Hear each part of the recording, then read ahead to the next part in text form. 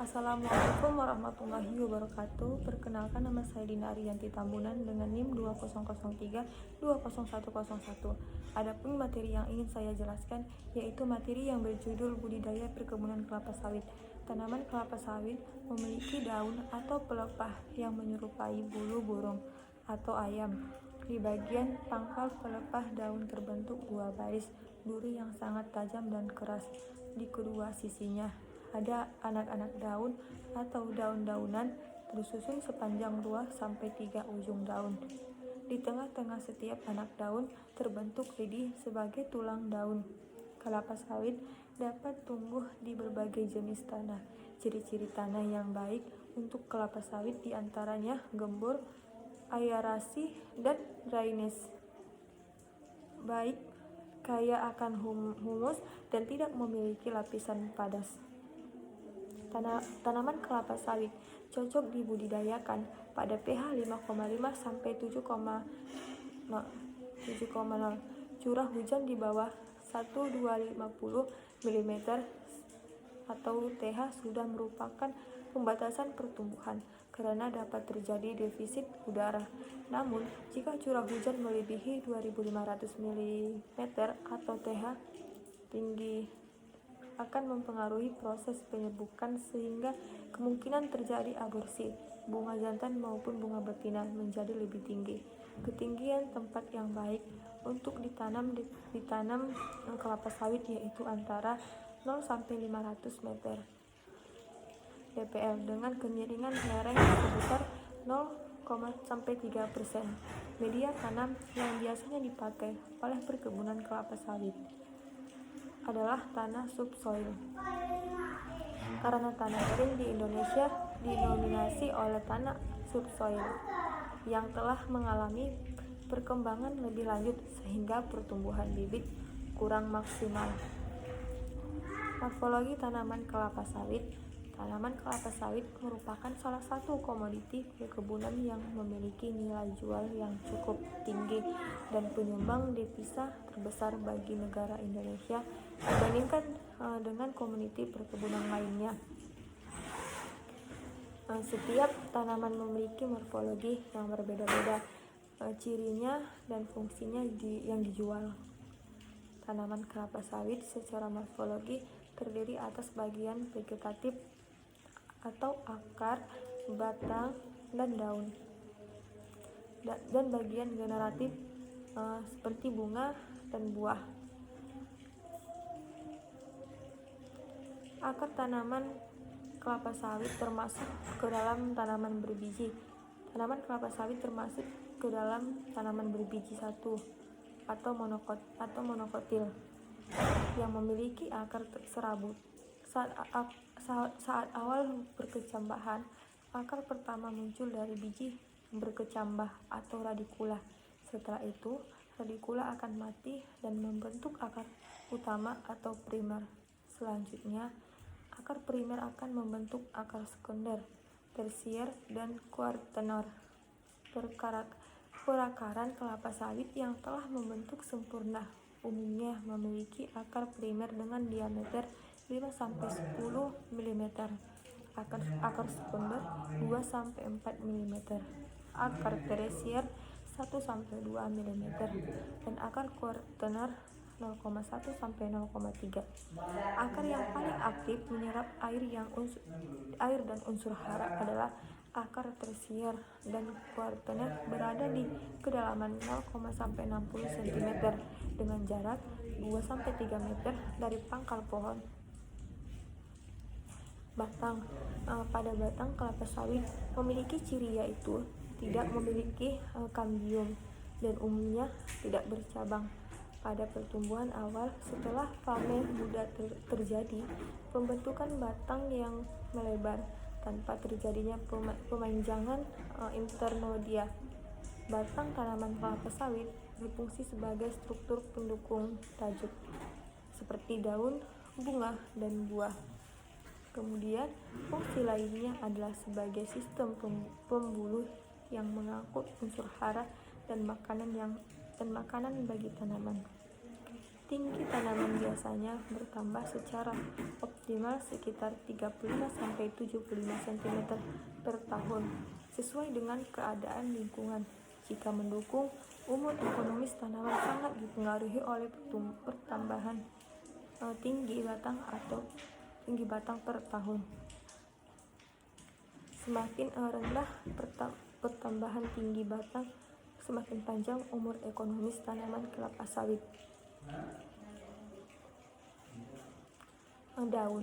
Daun merupakan pusat produksi energi dan bahan makanan bagi tanaman bentuk daun. Jumlah daun dan susunannya berpengaruh terhadap tangkap sinar matahari. Pada daun tanaman kelapa sawit memiliki ciri, yaitu membentuk susunan daun majemuk bersirip genap dan bertulang sejajar. Daun-daun kelapa sawit disanggah oleh pelepah yang panjangnya kurang lebih 9 meter. Jumlah anak daun di setiap pelepah sekitar 250 sampai 300 helai, sesuai dengan jenis tanaman kelapa sawit. Daun muda yang masih kuncup berwarna kuning pucat. Duduk pelepah, daun pada batang tersusun dalam satu susunan yang melingkari batang dan membentuk spiral. Pohon kelapa sawit yang normal biasanya memiliki sekitar 40-50 pelepah daun. Pertumbuhan pelepah daun pada tanaman muda yang berumur 5-6 tahun mencapai 30-40 helai, sedangkan pada tanaman yang lebih tua antara 20-25 helai. Semakin pendek pelepah daun, maka semakin banyak populasi kelapa sawit yang dapat ditanam persatuan luas, sehingga semakin tinggi produktivitas hasilnya persatuan luas tanaman. Di sini ada bunga. Tanaman kelapa sawit akan mulai berbunga pada umur sekitar 12-14 bulan. Bunga tanaman kelapa sawit termasuk monoecious, yang berarti bunga jantan dan betina terdapat pada satu pohon, tetapi tidak pada tandan yang sama.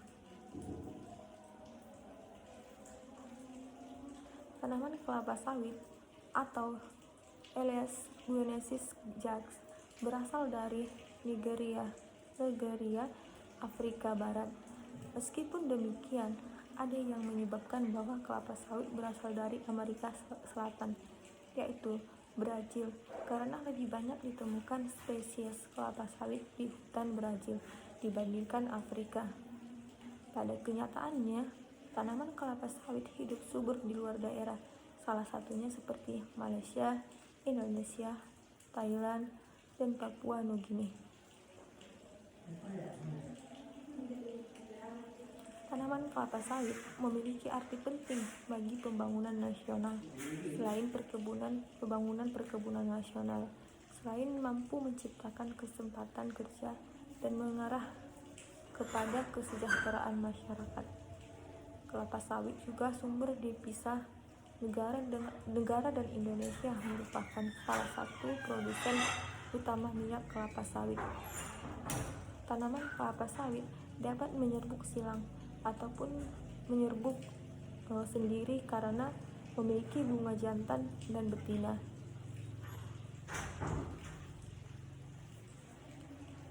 Biasanya bunga muncul dari ketiak daun. Setiap ketiak daun hanya menghasilkan satu inflorescence seperti bunga majemuk. Biasanya beberapa pangkal inflorescence melakukan gugur pada fase-fase awal perkembangannya, sehingga pada individu tanaman terlihat beberapa ketiak daun tidak menghasilkan inflorescence.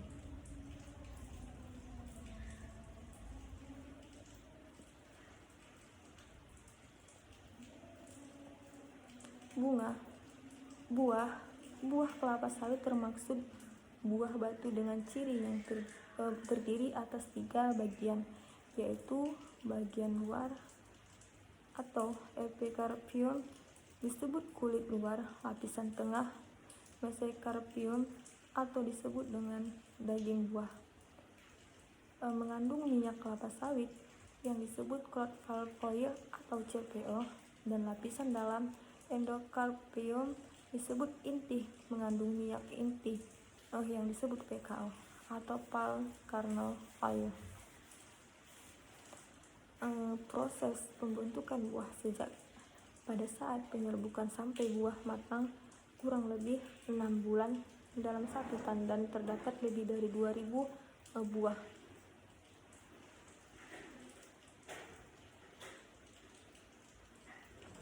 Biasanya buah ini yang digunakan untuk diolah menjadi minyak nabati yang digunakan oleh manusia.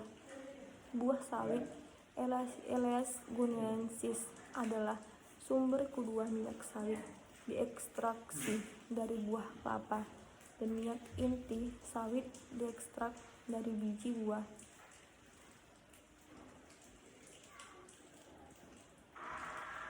Syarat tumbuh kelapa sawit. Pengembangan tanaman kelapa sawit yang sesuai sekitar 15 lintang utara sampai 15 derajat lintang selatan.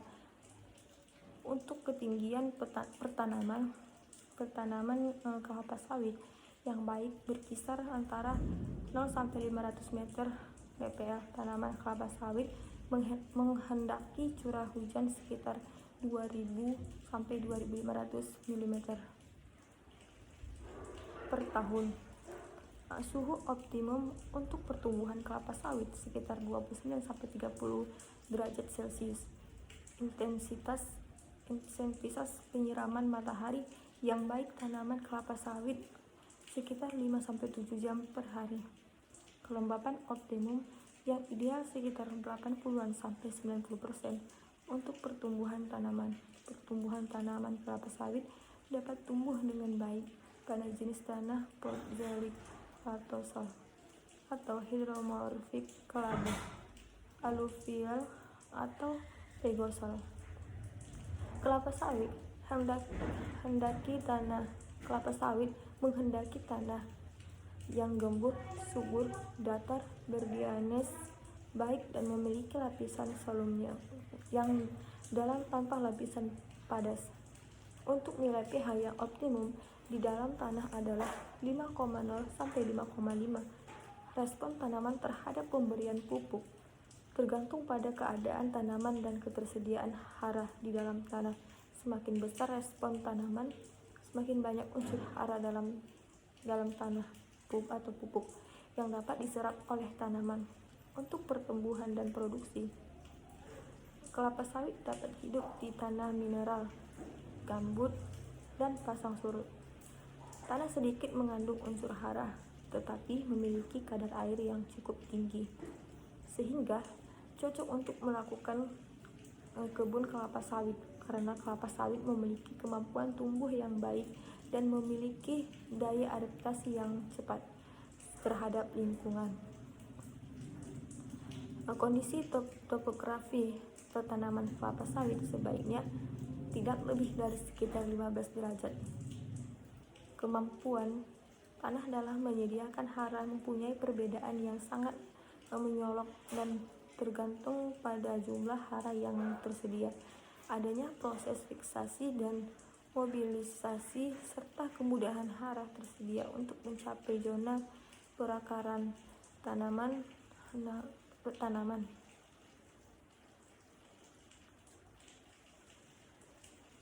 Memilih benih kelapa sawit yang baik dan benar. Memilih benih kelapa sawit yang baik dan benar. Nasional. Sumber daya alam, SDM, sumber daya manusia dan modal tidak termanfaatkan secara optimal. Pendapatan benih kelapa sawit yang baik dan benar, yaitu yang pertama di sini kecambah kelapa sawit dapat dipesan ke sumber benih kelapa sawit resmi atau ditetapkan oleh pemerintah dengan membawa surat persetujuan penyaluran benih kelapa sawit atau SP2B-KS yang diterbitkan oleh Ditjen Perkebunan atau Dinas Perkebunan Provinsi, Kabupaten, atau Kota. Yang kedua, sini benih dalam polybag dapat dibeli dari penangkar benih resmi, memiliki tanda registrasi usaha perbenihan atau TRUP, dan disertifikasi oleh UPTD Perbenihan Tanaman Perkebunan setempat. Bibit yang mati dan pertumbuhannya tidak normal, seleksi bibit dilakukan. Pertumbuhannya tidak normal. Seleksi bibit dilakukan ketika bibit berumur 4 bulan dan 9 bulan. Bibit yang tumbuh tidak normal, terserang penyakit dan memiliki kelainan genetik atau cacat fisik sebaiknya dibuang dan diganti dengan bibit yang baru dan sehat.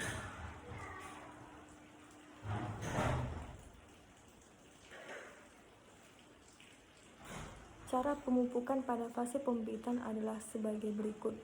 Yang pertama, pupuk di sini pupuk makro, yang mana NPK 15-15-64 pada minggu kedua dan ketiga sebanyak 2 gram. Pada minggu keempat dan kelima sebanyak 4 gram. Pada minggu ke-6 dan ke-8 sebanyak 6 gram. Minggu ke-10 dan ke-12 sebanyak 8 gram. NPK 12-12-17-2 pada minggu ke-14, ke-15, ke-16 dan ke-20 sebanyak 8 gram. Pada minggu ke-22, ke-24, ke-26 dan ke-28 sebanyak 12 gram.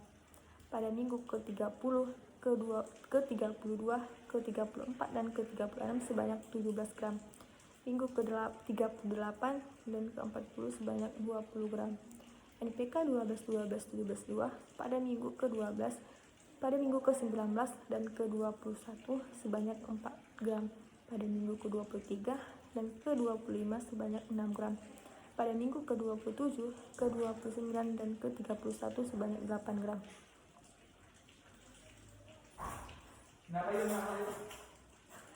Prosenasa diberikan mulai minggu ke-1 sampai ke-40 dengan dosis 1-20 cc per 1 liter air per bibit. Disemprotkan setiap 1-2 minggu sekali. Hasil akan lebih baik jika saat pemupukan pembibitan ditambah aplikasi Supernasa sebanyak 1-3 kali selama proses pembibitan.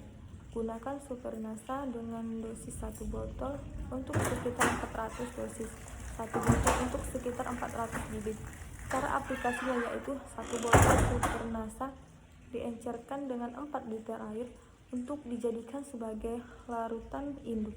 Kemudian setiap 10 ml larutan induk diencerkan dengan 1 liter air untuk penyiraman. Seleksi bibit di My Nursery dilakukan sebanyak 3 kali, yaitu saat bibit berumur 6 bulan, 9 bulan, dan saat akan ditanam di lapangan. Terdapat 14 kriteria bibit abnormal, yaitu Stunted, Flat Top, Juvenile, Ref, Left, Crinkled, Left, Limb, Narrow, Left, with internode, Short internode, Chimera, Blade, Barren, Crown, Disease, dan bibit terserang hama penyakit. 3 di antaranya yang paling banyak yaitu Juvenile dengan 3.769 bibit dengan persentase 43%, Standard dengan 2.848 bibit, persentase abnormal 32%, dan Alert Life dengan 843 bibit, persentase abnormal 10% dengan total bibit abnormal 8.790 bibit. Total persentase abnormal 3,6%, persentase bibit abnormal dari varietas Dami Mas lebih kecil daripada varietas Dami Mas ITG, yaitu 3,45% varietas Dami Mas dan 3,86% varietas Dami Mas ITG dan varietas Dami Mas ITG. Tahapan penanaman kelapa sawit yang benar untuk hasil produksi yang tinggi. Salah satunya kegiatan penting yang perlu dilakukan dengan baik dan benar untuk perkebunan kelapa sawit adalah kegiatan penanaman. Jika kegiatan ini dilakukan sesuai dengan tahapan penanaman kelapa sawit, maka tanaman kelapa sawit yang dihasilkan pun akan tumbuh dengan sehat dan memberikan hasil produksi yang tinggi. Tahapan penanaman kelapa sawit wajib untuk diketahui jika Anda adalah seorang pemula dalam industri perkebunan kelapa sawit. Ketika tahapan ini diikuti dengan benar, hasil panen perkebunan yang melimpah dan juga menguntungkan pun bisa didapatkan. Berikut ini ulasan lengkap tentang tahapan tanaman kelapa sawit.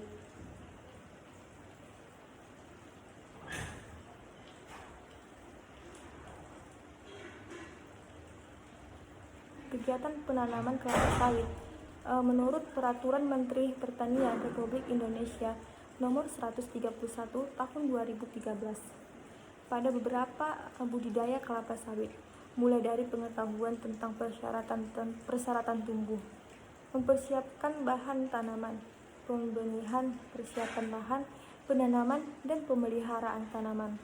Semua kegiatan tersebut perlu dilakukan dengan baik sebelum pemanenan.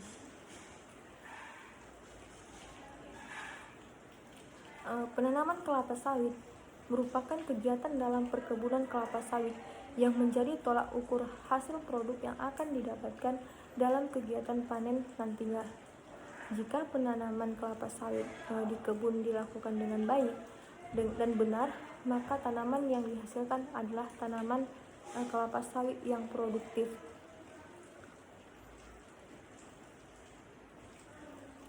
Anda pun sebagai pemilik kebun bisa mendapatkan hasil produksi dengan cepat dan juga hasil awal yang tinggi.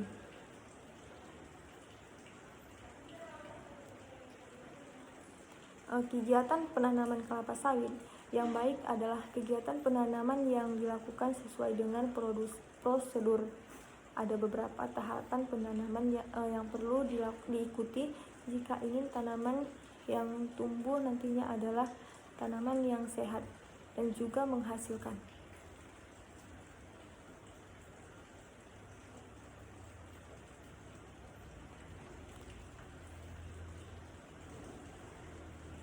Bibit yang akan digunakan adalah bibit yang telah berumur 11 sampai dengan 15 bulan atau minimal 9 bulan pada kondisi tertentu. Jika terdapat bibit tua, maka daunnya dipangkas terlebih dahulu sekitar 1,25 sampai dengan 1,5 meter dari pangkal pelepah dan dibentuk kerucut dengan kemiringan 30 sampai dengan 45 derajat. 2 minggu sebelum ditanam, bibit yang sudah disiapkan perlu diputar terlebih dahulu agar akar yang menembus tanah terputus. Tujuannya adalah agar akar yang diputus tadi dapat beregenerasi sebelum bibitnya dibawa ke lapangan. Untuk mempermudah perhitungan sesuai dengan luas perkebunan kelapa sawit, bibit yang sudah disiapkan bisa dikelompokkan menjadi 50 sampai 200 bibit sesuai kebutuhan kebun. Pengangkutan bibit. Tahapan penanaman kelapa sawit selanjutnya yaitu tahapan pengangkutan bibit ke areal perkebunan kelapa sawit. Anda perlu memastikan beberapa hal berikut ini ketika melakukan kegiatan pengangkutan bibit. Bibit disiram terlebih dahulu di pagi hari agar ketika tidak turun hujan masih ada persediaan air dalam bibit tersebut. Gunakan truk untuk mengangkat bibit yang sudah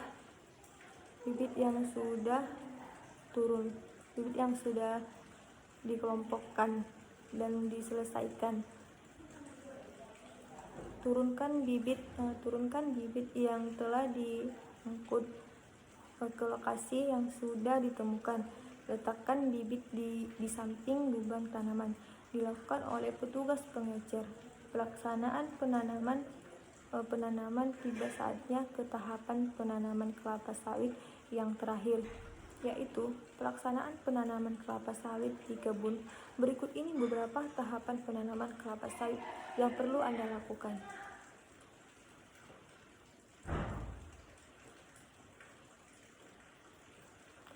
Ukur kembali lubang tanaman yang sudah dibuat untuk memastikan apakah sudah benar ukurannya.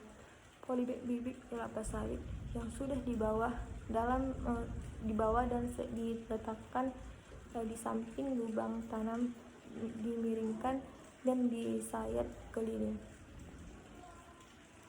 Kemudian tarik bagian atasnya, masukkan bibit ke dasar lubang tanaman.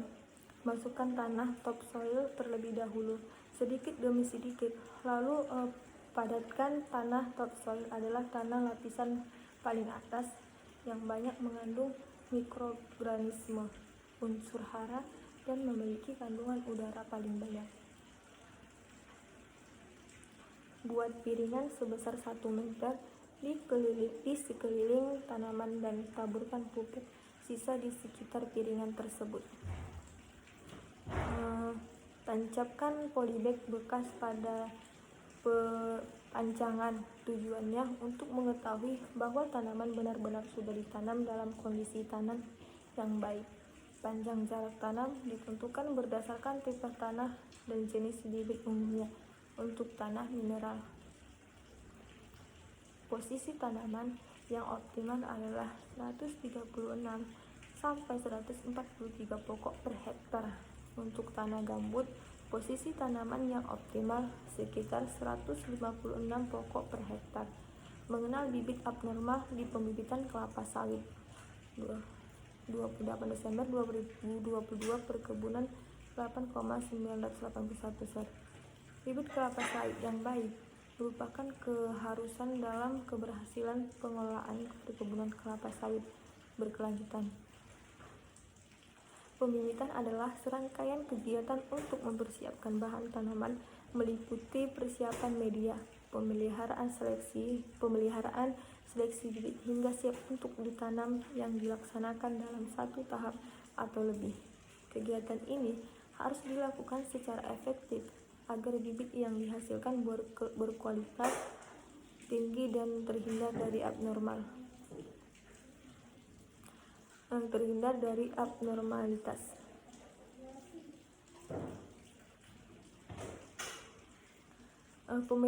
Pemeliharaan bibit dan seleksi bibit harus dilakukan dalam tahapan pembibitan kelapa sawit yang terdiri dari 2 tahap, yaitu pre-nursery dan main nursery. Pembibitan pre-nursery merupakan tahapan pembibitan yang dilakukan pada polybag kecil pada saat tanaman berumur 1 sampai 3 bulan. Sedangkan pembibitan pada main nursery atau pembibitan utama dilakukan pada saat dipindahkan dari pre-nursery ke main nursery.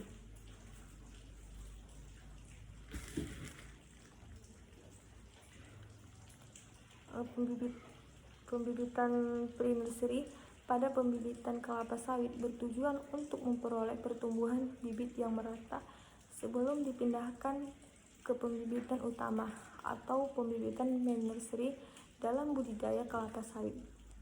Bibit memegang peran penting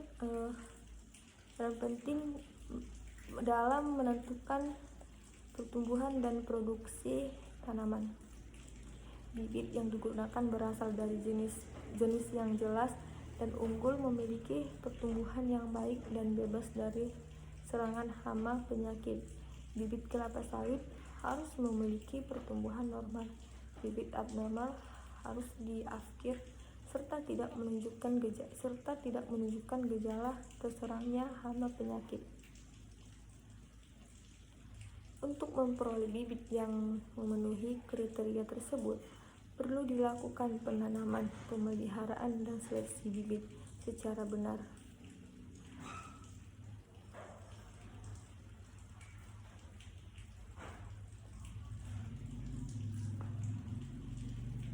Beberapa faktor yang mempengaruhi bibit kelapa sawit abnormal adalah kesalahan dari persilangan benih atau turunan dari tertua atau genetik atau turunan dari tertua atau genetis, dan kesalahan dalam perlakuan kegiatan pembibitan seperti kesalahan dalam penanaman, penyiraman, pemupukan, dan aplikasi herbisida. Pengakiran bibit abnormal akibat kesalahan perlakuan tergantung pada tingkat kerusakan bibit kerusakan yang parah atau tidak dapat disembuhkan. Hendaknya dilakukan pengakiran bibit, sedangkan bibit dengan kerusakan yang masih dapat diperbaiki melalui tindakan budidaya hendaknya mendapat perawatan khusus sesuai standar teknis yang telah ditentukan. Bibit yang abnormal akibat genetik tidak dapat disembuhkan karena harus diakir sebelum benih sampai pada tahapan pembibitan main nursery. Seleksi di MN atau main nursery dilakukan saat bibit berumur 6, 9, dan 12 bulan atau menjelang pindah tanam ke lapangan, dengan jumlah bibit akil berkisar 20-25% tergantung tingkat pemeliharaan. Bibit abnormal yang telah diseleksi sebaiknya dikumpulkan dan dimusnahkan. Menurut Direktorat Jenderal Perkebunan 2021, 43-44 kriteria bibit yang memiliki pertumbuhan abnormal yang harus dimusnahkan di pre-industri adalah sebagai berikut. Yang pertama yaitu di sini daun seperti rumput atau grass like leaf. Yang kedua, kemerah adalah kelainan pembentukan klorofil pada daun sebagai helaian daun berwarna kuning, keputihan tanpa klorofil. Yang ketiga, benih yang pelepah daun melintir atau berputar. Yang keempat, benih yang pelepah daun tampak menggulung dengan arah tegak lurus terhadap racis atau tulang sehingga tampak tidak dapat berdiri tegak. Yang kelima, benih yang tumbuh kerdil. Yang keenam, benih yang titik tumbuh tidak berkembang normal, kecil atau malformasi. Selanjutnya, Direktur Jenderal Perkebunan 2021 46-47 menyatakan bahwa culling terhadap benih yang memiliki pertumbuhan abnormal di pembenihan main nursery sebagai berikut.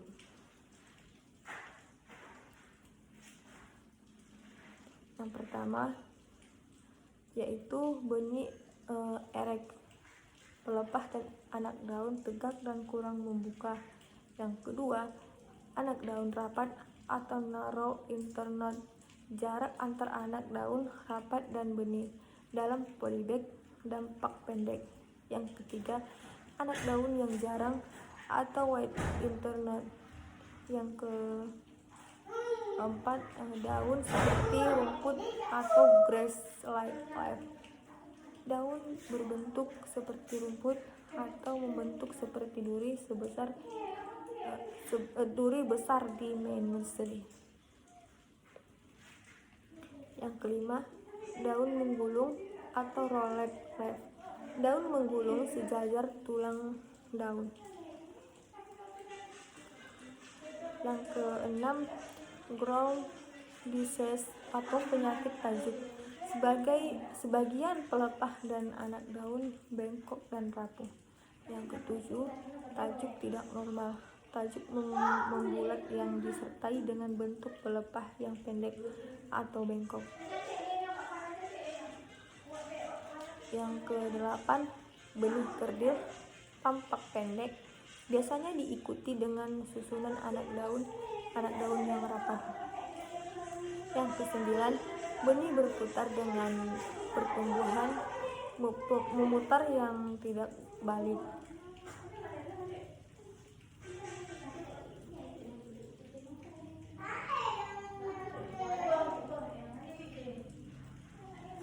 Dari kriteria bibit abnormal baik di pre-nursery, nursery dan main nursery setidaknya dapat diketahui dan menjadi pedoman dalam melakukan seleksi bibit di pembibitan pre-nursery maupun main nursery. Diharapkan pula dengan mengeliminasi semua bibit yang abnormal serta mempertahankan bibit yang benar-benar sehat dan bermutu, baik dapat dihasilkan bibit kelapa sawit siap tanam yang bermutu sesuai standar teknis yang telah ditetapkan oleh Direktorat Jenderal Perkebunan. Oleh karena itu, untuk mencegah abnormalitas dan meningkatkan kualitas bibit kelapa sawit, diharapkan untuk menerapkan standar teknis pembibitan kelapa sawit sesuai keputusan Menteri Pertanian Republik Indonesia nomor KD 020 atau 05/2001 tentang pedoman produksi, sertifikasi, peredaran, dan pengawasan benih tanaman kelapa sawit. Kedepan semoga dengan penggunaan bibit kelapa sawit yang unggul, bermutu, berlabel, dan bersertifikat sesuai standar teknis yang telah ditentukan, dapat menjadi momentum dalam mendukung pembangunan perkebunan berkelanjutan yang tujuannya adalah mensejahterakan masyarakat, khususnya perkebunan.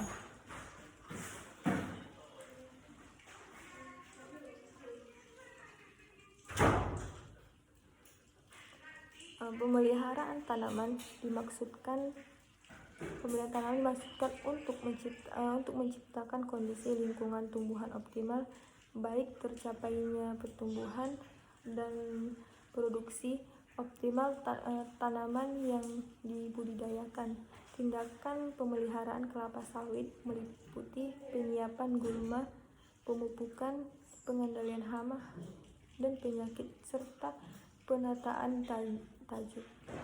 Pemeliharaan tanaman pada komunitas perkebunan yang bersifat tahunan biasanya dikelompokkan ke dalam tanaman belum menghasilkan atau TBM dan tanaman menghasilkan atau TM.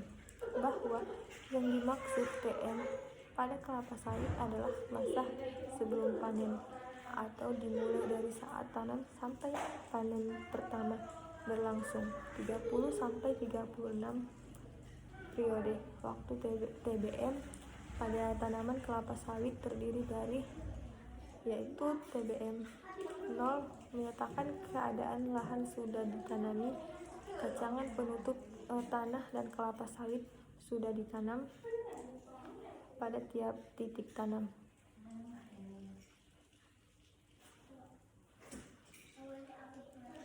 TBM 1 tanam pada tahun ke-1 0-12 bulan. TBM 2 tanaman pada tahun ke-11 13-24 bulan. TBM 3 tanaman pada tahun ke-3 25-30 atau 36 bulan. Pemeliharaan TBM adalah untuk mendapatkan pertumbuhan tanaman yang seragam dan produksi tinggi.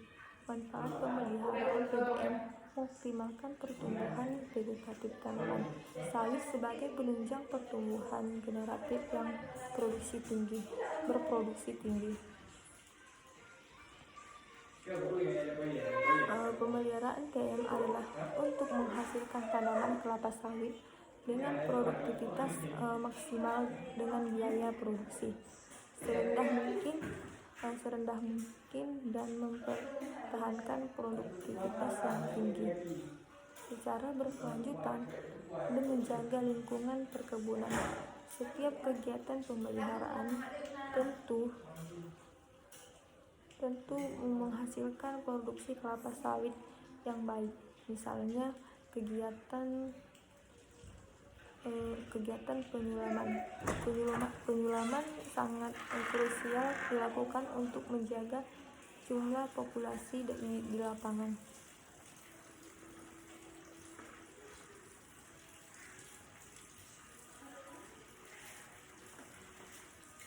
strategi pengelolaan lalang pada kelapa sawit.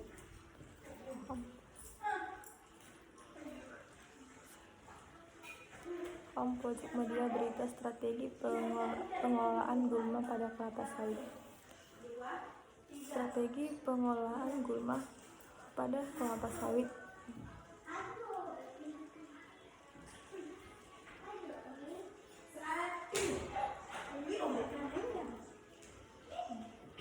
Gulma merupakan tumbuhan yang dapat tumbuh hampir di mana saja, namun keberadaan sangat tidak diinginkan di areal pertanaman.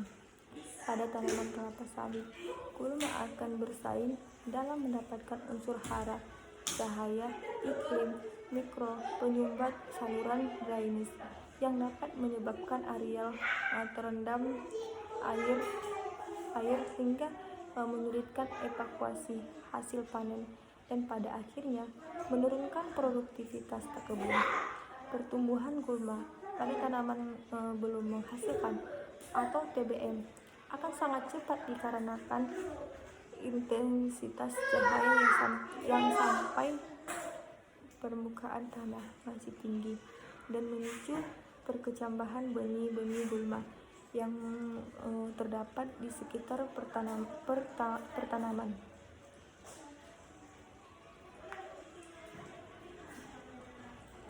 Di sini ada jenis gulma yang tumbuh dominan pada perkebunan kelapa sawit. Beberapanya antara satu tempat dengan tempat lainnya. Dominansi gulma disebabkan adanya perbedaan karakteristik lingkungan antara satu tempat dengan tempat lainnya. Jenis gulma pada tanaman kelapa sawit yang dibudidayakan pada lahan basah atau gambut. Beberapa dengan gulma yang tumbuh sekitar kelapa sawit yang dibudidayakan di lahan kering, sehingga penanganannya dilakukan juga berbeda. Penanganan gulma tergantung pada fisiologis dan jenis gulma, karakteristik lahan serta umur tanaman.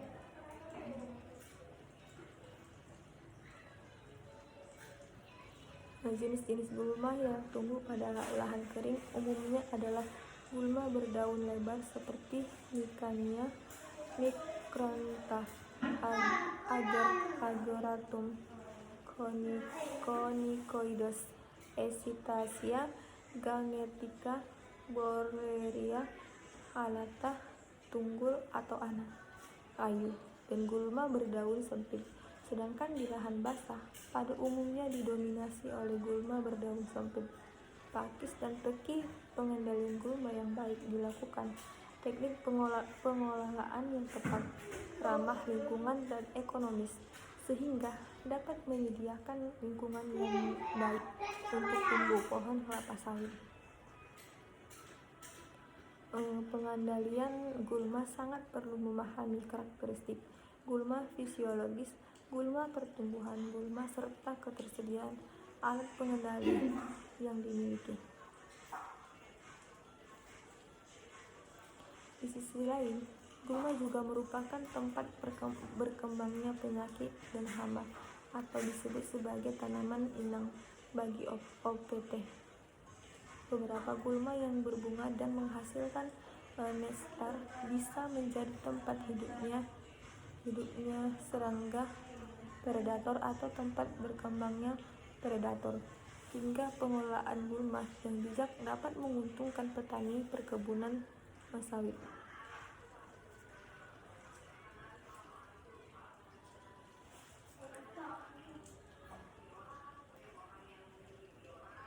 Pengelolaan gulma di area piringan berbeda dengan di area gawangan.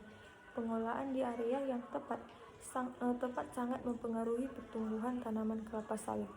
Kedepannya, pengelolaan gulma yang baik dilakukan sesuai dengan kebutuhan area. Pada lahan kelapa sawit, di setiap bagian area dilakukan dengan cara yang berbeda. Pengendalian gulma area Piringan harus selalu dilakukan dengan tujuan untuk mencegah terjadinya persaingan unsur hara dan cahaya. Gulma yang sering mengganggu di area piringan adalah gulma yang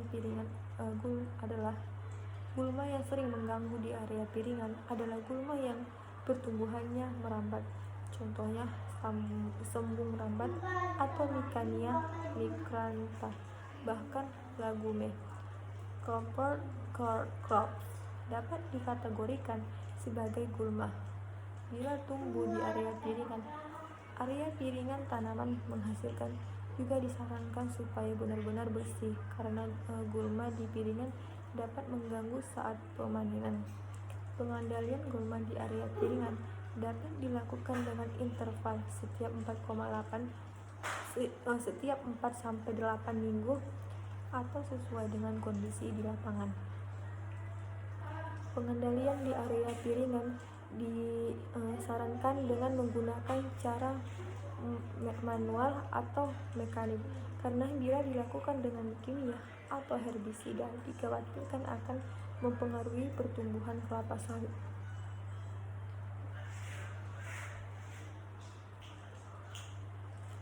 Konservasi lahan itu sendiri merupakan upaya perlindungan, pemulihan, peningkatan, dan pemeliharaan fungsi tanah pada lahan sesuai dengan kemampuan dan peruntukan lahan untuk mendukung penggunaan yang berkelanjutan dan kehidupan yang lestari. Konservasi lahan juga merupakan bentuk kepedulian terhadap lingkungan di masa yang akan datang dengan mengusahakan berbagai tindakan untuk meningkatkan produktivitas, kuantitas dan kualitas tanah serta air tanah. Garuk piringan manual.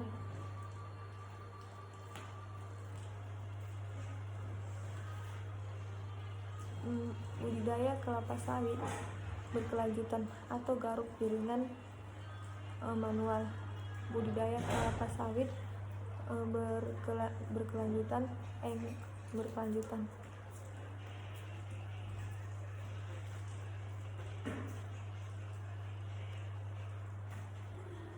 Pemeliharaan perkebunan.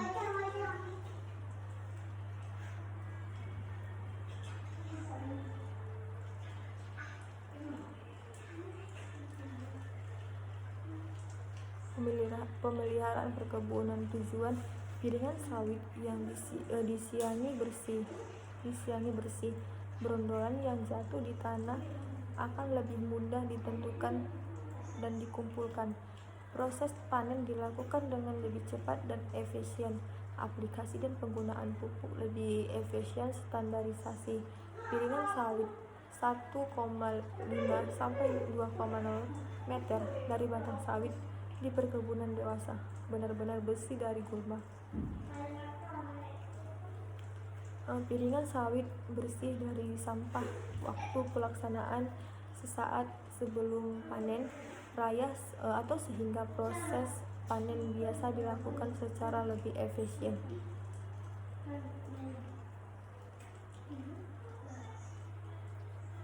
Dalam waktu yang sama dengan penyiangan jalur perkebunan atau jika kemungkinan tidak pada saat cuaca cenderung hujan di hari itu. Jika tidak, maka herbisida yang digunakan akan tergilas. Frekuensi setiap 2-4 bulan tergantung dari musim dan pertumbuhan gulma.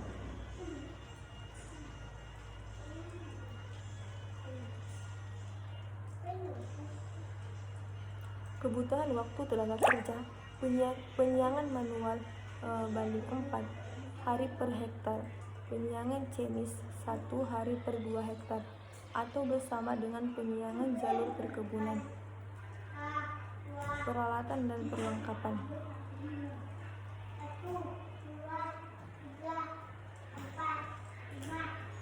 Piringan sawit yang tidak terawat, tampak berondolan yang tersembunyi di balik gulma.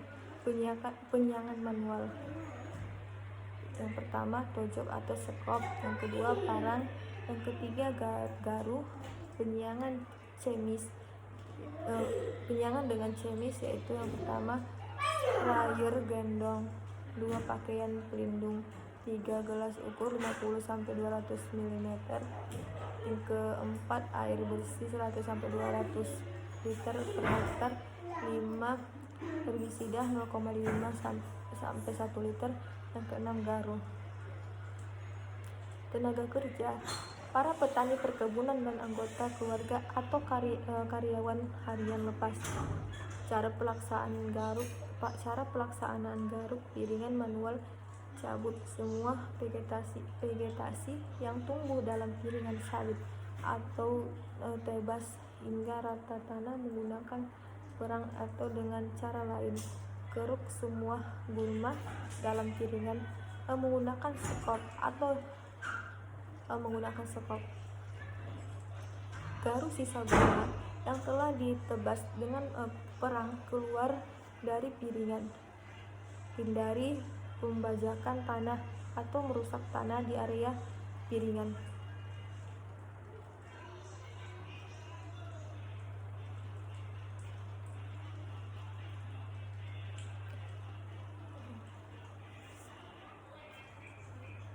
Karena bisa merusak akar sawit. Penyiangan cemis.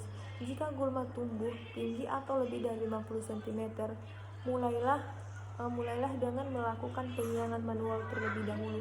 Kemudian semprot gulma muda yang sudah mulai tumbuh kembali sebelum, setelahnya, atau pada saat gulma telah tumbuh setinggi mata kaki menggunakan prosedur berikut.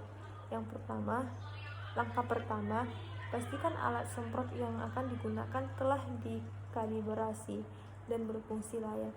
Langkah kedua, siapkan cairan herbisida menurut petunjuk penggunaan pada kemasan, atau lihat juga cara penyimpanan dan penyemprotan cemis. Langkah yang ketiga, pilih nozzle yang dapat menjangkau lebar kira-kira 1 meter. Langkah keempat, semprot jalur perkebunan menggunakan teknik berikut.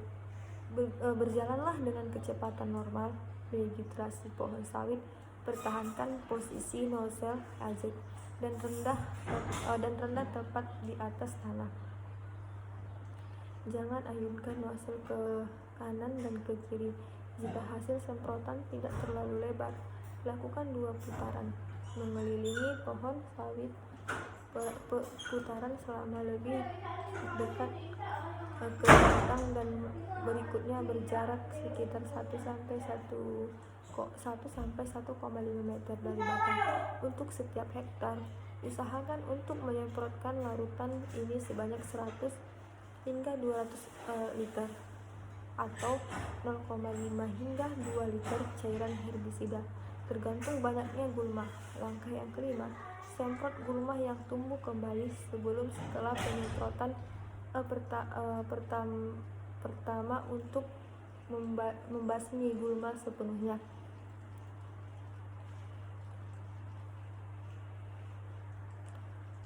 Batang sekitar 1,5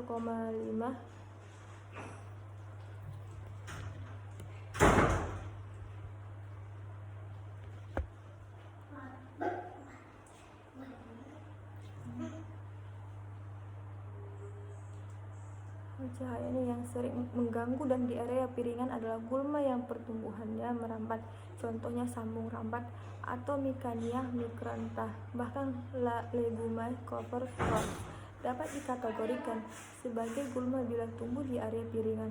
Area piringan tanaman menghasilkan juga disarankan supaya benar-benar bersih, karena gulma di piringan dapat mengganggu saat pemanenan. Pengendalian gulma di area piringan dapat dilakukan dengan interval setiap 4-8 minggu atau sesuai dengan kondisi di lapangan. Pengendalian gulma di area piringan disarankan dengan menggunakan cara manual atau mekanik, karena bila dilakukan dengan kimia atau herbisida dikhawatirkan akan mempengaruhi pertumbuhan kelapa sawit. Konservasi lahan itu sendiri merupakan upaya perlindungan, pemulihan, peningkatan dan pemeliharaan fungsi tanah pada lahan sesuai dengan kemampuan dan peruntukan lahan untuk mendukung pembangunan yang berkelanjutan dan kehidupan yang lestari. Konservasi lahan juga merupakan bentuk kepedulian terhadap lingkungan di masa yang akan datang dengan mengusahakan berbagai tindakan untuk meningkatkan produktivitas, kuantitas, dan kualitas tanah. Kelapa sawit berkelanjutan atau garuk piringan manual. Budidaya kelapa sawit berkelanjutan.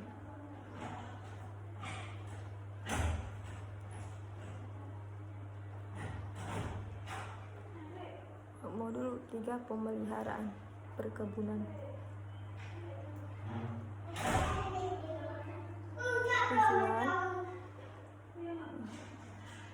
Tujuan piringan sawit yang disiangi bersih. Berondolan yang jatuh di tanah akan lebih mudah ditemukan dan dikumpulkan.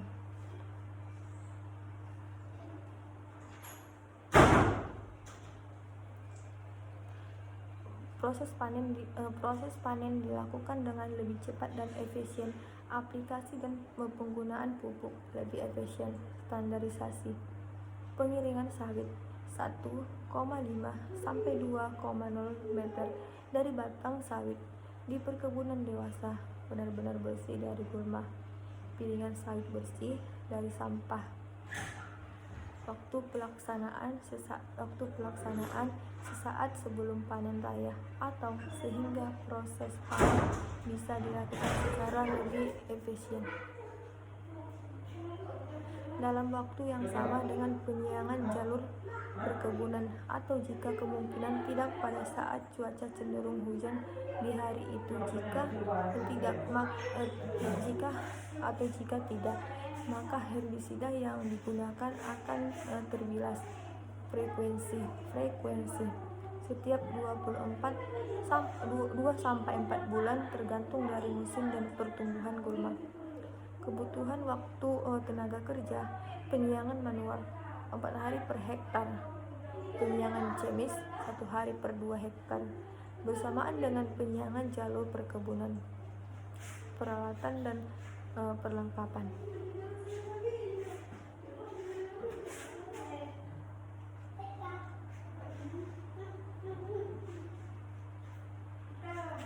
Pembersihan piringan manual. Piringan sawit yang terawat tampak berondolan yang tersembunyi di balik gulma. Penyiangan manual. Pojok atau sekop, parang, garut, penyiangan chemis dilakukan seperti prayer gendong, pakaian pelindung, gelas ukur 50 sampai 200 ml, air bersih 100 sampai 200 liter per hektar, herbisida 0,5 sampai 1 liter, garuh tenaga kerja, para petani perkebunan dan anggota keluarga atau karyawan harian lepas. Cara pelaksanaan garuk piringan manual. Cabut semua vegetasi yang tumbuh dalam piringan sawit atau tebas hingga rata tanah menggunakan parang, atau dengan cara lain garuk semua gulma dalam piringan menggunakan sekop. Garuk sisa gulma yang telah ditebas dengan parang keluar dari piringan. Hindari pembajakan tanah atau merusak tanah di area piringan karena bisa merusak akar sawit. Penyiangan chemis. Jika gulma tumbuh tinggi atau lebih dari 50 cm, mulai dengan melakukan penyiangan manual secara terlebih dahulu, kemudian manual terlebih dahulu, kemudian semprot gulma mudah yang sudah mulai tumbuh kembali sebulan setelah atau pada saat gulma telah tumbuh setinggi mata kaki menggunakan prosedur berikut. Langkah pertama, pastikan alat semprot yang akan digunakan telah dikalibrasi dan berfungsi layak. Langkah kedua, siapkan cairan herbisida menurut petunjuk penggunaan pada kemasan, atau lihat juga cara penyimpanan dan penyemprotan jenis. Langkah yang ketiga, pilih nozzle yang dapat menjangkau lebar kira-kira 1 meter. Langkah yang keempat, semprot jalur perkebunan menggunakan teknik berikut. Berjalannya dengan kecepatan normal, mengitari pohon sawit. Pertahankan posisi nozzle ajak dan rendah tepat di atas tanah. Jangan ayunkan nozzle ke kanan dan ke kiri. Jika berhasil, semprotkan tidak terlalu besar. Lakukan dua putaran mengelilingi pohon sawit. Putaran pertama lebih dekat ke batang dan berikutnya berjarak sekitar 1-1,5 meter dari batang. Untuk setiap hektar, usahakan untuk menyemprot larutan ini sebanyak 100 hingga 200 liter atau 0,5 hingga 2 liter cairan herbisida, tergantung banyaknya gulma. Langkah yang kelima, semprot gulma yang tumbuh kembali sebulan setelah penyemprotan pertama untuk membasmi gulma sepenuhnya. Sekian dari video saya, lebih dan kurangnya saya mohon maaf. Assalamualaikum warahmatullahi wabarakatuh.